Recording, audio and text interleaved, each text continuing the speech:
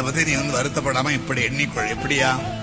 அடிக்கிற காற்றில் பறவையும் பறக்கும், பேப்பரும் பறக்கும். காற்று நின்றால்தான் தெரியும் பறவை எது, பேப்பர் எது என்று.